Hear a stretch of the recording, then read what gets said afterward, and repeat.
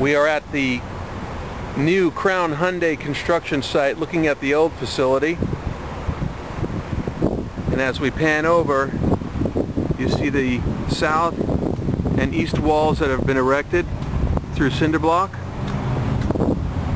have the elevator shaft, which is obvious, and started to erect steel that will support the upstairs.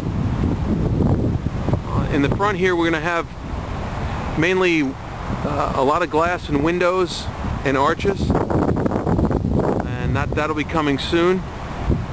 There's drainage that goes to a retention pond out behind our body shop, and over to the left there you see more steel that will soon be our facility and our building. The new Crown Hyundai is on its way.